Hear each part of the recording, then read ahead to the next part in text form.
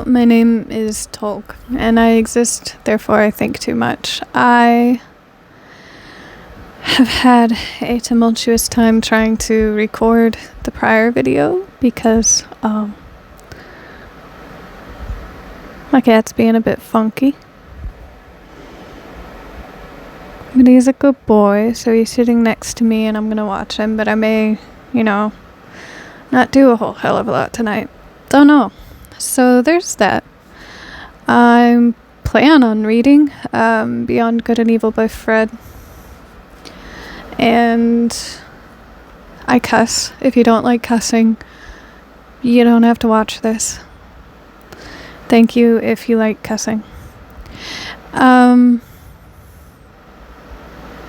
am on point 38.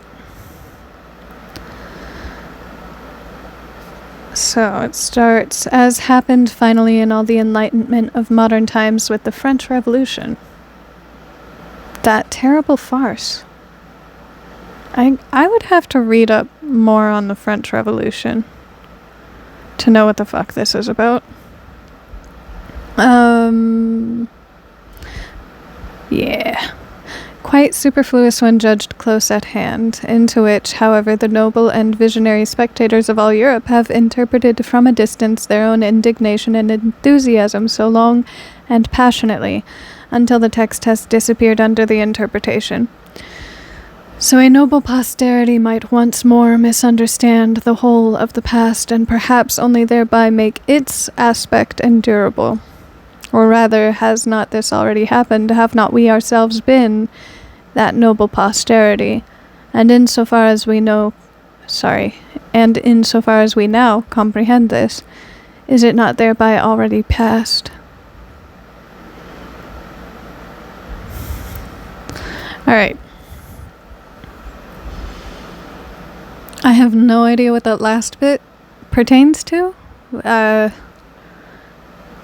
Is it trying to sound incredibly smart about how moments continue to happen in there and are already in the past? Because that was my takeaway. But the French Revolution, I didn't learn shit in school.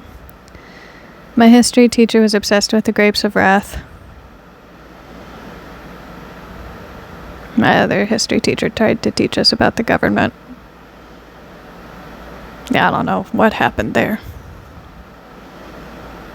I think the last time I learned any history, I paid more attention to how tall the teacher was. I have been heavily distracted in school. Anyways. French Revolution, revolt. So I assume it has to do with revolting against nobility.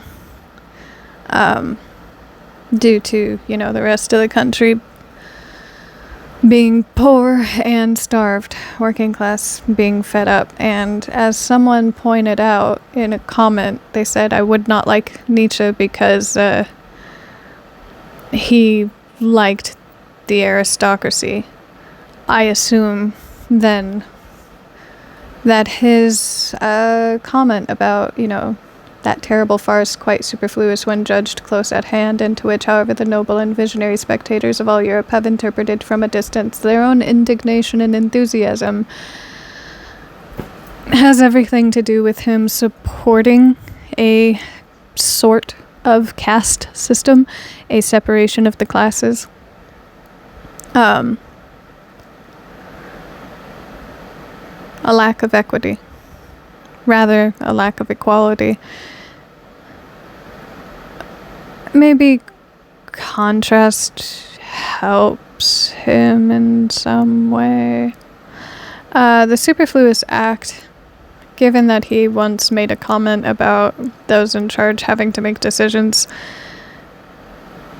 that would make it seem that they are not in line with the general man's morality, because the general man is not a man in charge. All of this leads me to the conclusion that... how do I put that into words?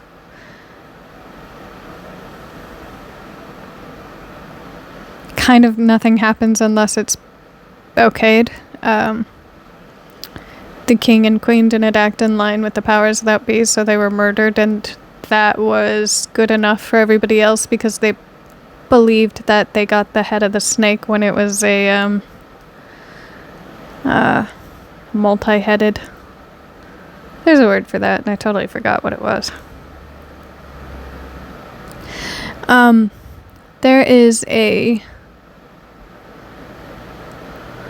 line of nobility.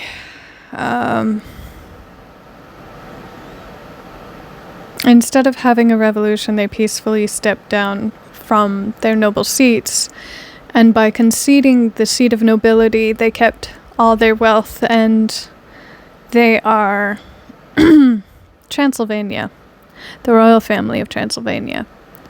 They are like the head of the banking system there, and people look at Switzerland for offshore banking type shit. Look at Transylvania instead. A lot of international banking there. All of this to say that, what might appease momentarily may not be the answers to what ails people in actuality. I constantly say this. You see that your basement is flooded from a leak in a pipe. The majority of what is expected of humankind is that they start cleaning up the puddle from the leak instead of going after the hole in the pipe first. They see the problem, they try to continue to fix the problem without addressing the source of the problem. That problem will maintain a problem until you figure out why it exists. So when he says superfluous and a terrible farce the revolution was, that's what I assume is meant by it. And then past that, he just goes back into his whole and quandary about how nobody has the objective truth about anything because they are a subjective source of information and perspective. Ta-da! So point 39. It's another very long one. Also, the word manic is thrown around a lot, and I'm not sure that's applicable all the time. But this is wildly irrelevant one from another. Sometimes, you just got on point 37, the only thing said was, is the devil more powerful than God? Is the only thing that exists between God and the devil is the devil? Nay, I say. That's just a popular theory. You're full of shit, is essentially what he said. And then he goes into, fuck the French Revolution. I hope he was drinking while he wrote this, because what the fuck? I have ADHD. Is that what this is? So point 39. Nobody will very readily regard a doctrine as true merely because it makes people happy or virtuous. Okay. I really don't think he would like modern day. I've said that, and I'll say it throughout this book, probably. Excepting perhaps the amiable idealists, who are enthusiastic about the good, true, and beautiful. Oh, that's sweet. Rant.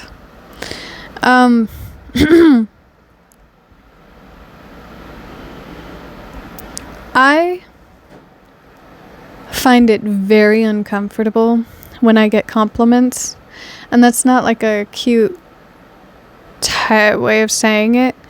One, I expect that you want something from me, and therein I cannot give it to you because, I don't know, normally I'm incapable. And two, I'm not sure the source from which it's coming. I also expect Having said that, I also expect people to have created an ideal out of my person rather than understanding my person. And so whether you insult me or compliment me, I expect it to come pretty much from the same sentiment of just genuinely not knowing who I am. When idealist is said, I immediately, think of that as I am put in danger if an ideal is made out of my person, because more than likely I will not reach it. However, if you think like incredibly lowly of me, more than likely I will always meet that, and I can exceed that if you have a very low expectation of my person. If you have a high expectation of my person, I am probably going to disappoint you. Buddy, are you okay? All right. Really need to clean his water bowl.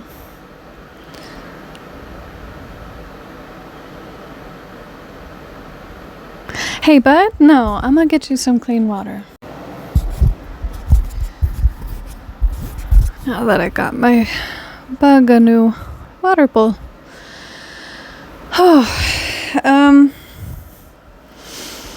It has been my assessment that people make an ideal out of something because they are seeking personal comfort, not because they actually give a shit about that something. They desire their world to be perfect in their subjective understanding of what perfection could be. And that's why I feel that it's dangerous to make an ideal out of something, because when perfection crumbles, most people meet that with violence. Emotional violence, physical violence, however that is. People don't normally handle perfection crumbling well. So, this take on idealists being enthusiastic about the good, that's not in my experience at all. At all. And I guess in that respect, I'm finding out I hate a lot of things. I hate the romanticization. Romanticization? No, romanticization of, can't be right, of idealism. I hate it. I hate that it's that's where you went.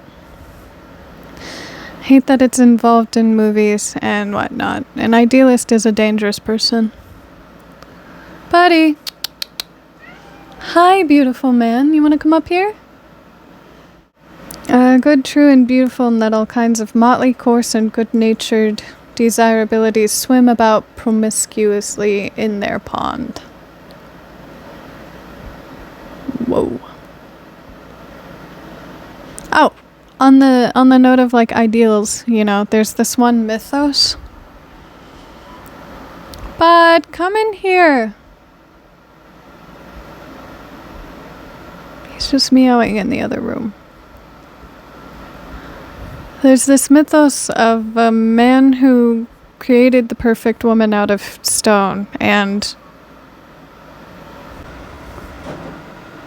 Buddy!